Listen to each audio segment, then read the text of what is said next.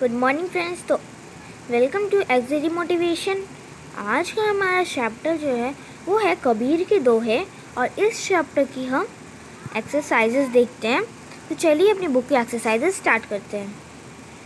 तो फ्रेंड्स, जैसा कि आप जानते हैं कि ये चैप्टर नंबर 13 दोहे हैं। तो आज हम इसी की एक्सरसाइजेस देखेंगे। तो पहला हमारा प्रश्न क्या है? दूसरा, सही उत्तर पर टिक का निशान लगाओ। गरीब आदमी को सभी देखते हैं, लेकिन उसकी गरीबी को कोई लोग नहीं देखते। जैसे कि हमारा पहला दोहा ही क्या कह रहा था कि दीन सबन को लखत है, दिन ही लखे ना कोई। मतलब गरीब सबको देखता है पर गरीब को कोई नहीं देखता। और जो रहीम दिन ही लखे, दिन बंधु सम होए। और जो उनको देखता है वो भगवान समान होता है। तो वही पूछ रहा है यहाँ पे, जो गरीब आदमी होता है वो सबको देखता है, सभी उसको देखते हैं पर कोई सी गरीबी पे ध्यान नहीं देता है। धागा टूटने से उसमें गांठ पड़ जाती है। जब धागा टूटेगा तो आप उसे फिर बांधेंगे, तो बांधने पे उसमें गांठ बन जाएगी। जैसे वृक्ष फल नहीं खाते, वैसे ही नदी अपना पानी नहीं पीती है। विपत्ति के समय साथ देने वाला ही सच्चा मित्र होता है। रिक्त स्थानों की पूर्ति करो, हमें गरीबों पर दया करनी चाहिए। अमीरों पर दया करके क्या करेंगे आप?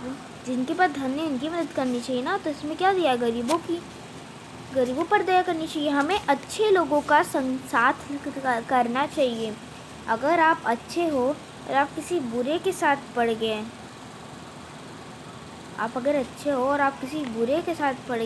तो आप उसके जैसे हो जाओगे। विपत्ति के समय साथ देने वाला ही सच्चा मित्र होता है। सज्जनों के बार बार रूठने पर उन्हें मनाना चाहिए। जो सज्जन लोग होते हैं, अगर वो रूठ जाएं आपसे, मतलब वो गुस्सा आ जाए, दुखी हो जाए आपसे, तो आपको उन्हें बार बार मनाना चाहिए। अब फ्रेंड्स, क्या बोला है कि इन शब्दों से आपको वाक्य बनाना है। ये सारे शब्द जो थे वो आपकी बुक में, मतलब जो दोहे थे उसमें था, फिर भी हम आपको दिखा देते कुछ अपने आप से थोड़े बहुत बनाए हुए शब्द। तो संकोच जो है, हमें अच्छे व्यक्ति के साथ रहने के लिए संकोच नहीं करना चाहिए। इधर फ्रेंड्स चाहिए। साहस, हमें मुश्किलों का सामना साहस के साथ करना चाहिए। गुण, मेरे मित्र के अंदर बहुत सारे गुण हैं। गुण मतलब रहस्य होते हैं, रहस्य। फल, पेड़ अपना फल स्वयं नहीं खाता। दीप चारों तरफ उजाला फैलाता है।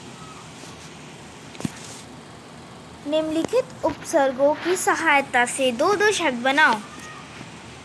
अब से इसमें क्या बनाना? उपसर्ग लगाना। उपसर्ग क्या होते हैं? जो आगे लगते हैं। जैसे कोई शब्द हो, जैसे कि यहाँ मैंने लिखा है अपमान, तो मान को एक शब्द होता है, अपना मान सम्मान बचाओ, ठीक है। तो उपसर्ग क्या होते हैं? मतलब ये नहीं कि जैसे किसी के भी सामने लग गए, जैसे कुछ भी बना ले आप, जैसे कि आपने जैसे बना लिया अपना में ये अब तो है, पर ये ना नहीं, ना कोई शब्द नहीं है। ये ना नहीं होता है वो तो ना क्या होता है? वो तो हम लोग ऐसे ही बोलते हैं। पर इसमें ना, अप को हम उपसर्ग नहीं बोल सकते।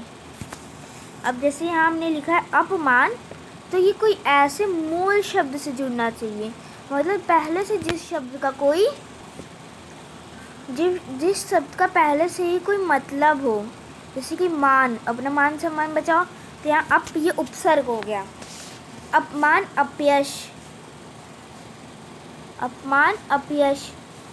फिर क्या है?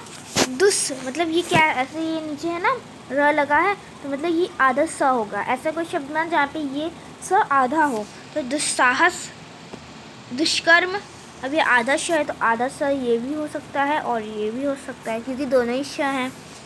उपकार, उपदेश। फिर क्या है?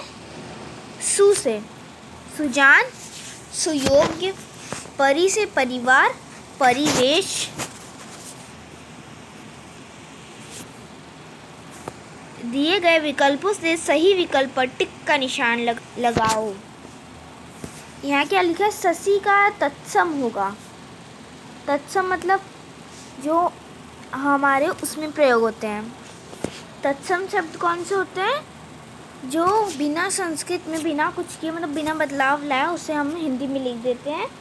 तो यहाँ पे कौन सा शब्द हो जाएगा? शशि। शशि का शशि। भुजंग का अर्थ होता है सर। वो एक था ना, क्या था, कैसा था वो? कदली सीप भुजंग मुँह स्वाति एक गुड़ तीन, जैसी संगत बैठिए तो सो फलोदीन। यहाँ पे वहाँ पे था ना, उसके नीचे ही, उसके ऊपर या नीचे था, कहाँ पे?